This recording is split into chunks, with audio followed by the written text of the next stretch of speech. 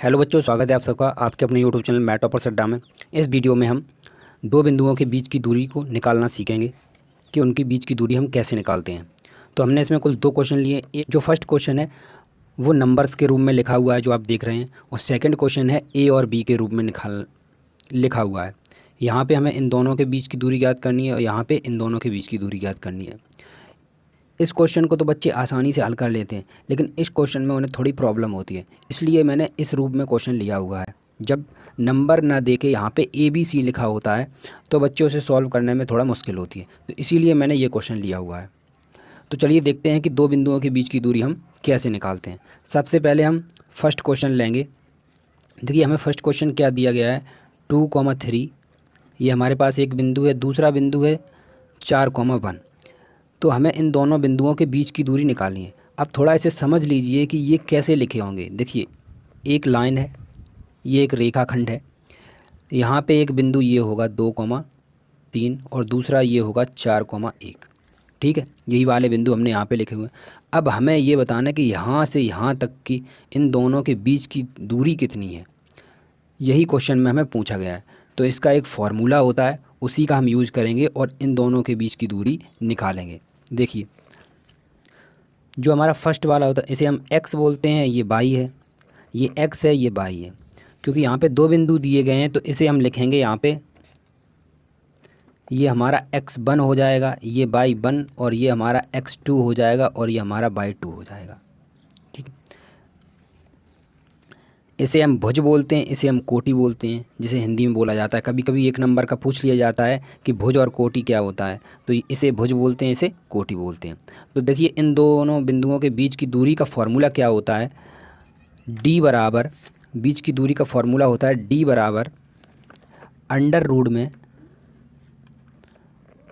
x2 minus x1 का whole square plus y2 minus y1 का whole square. ये हमारे पास बीच की दूरी निकालने का फार्मूला है।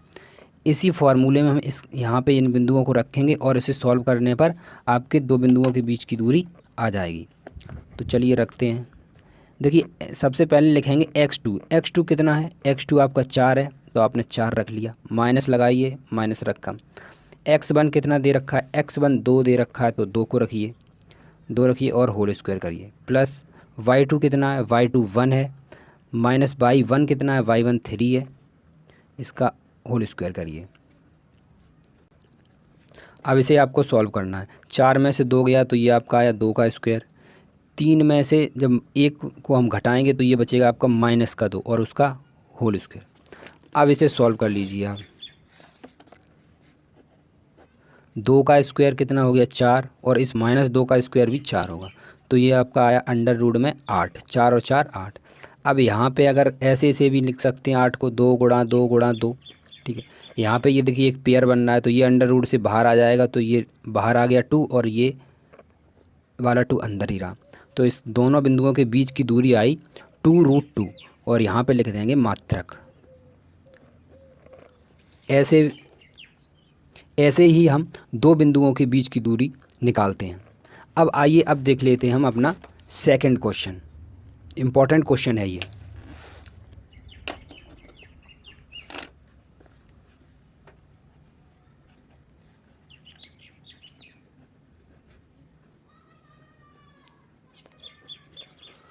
तो देखिए सेकंड क्वेश्चन में जो हमें बिंदु दे रखे थे उन्हें हमने लिख लिया है।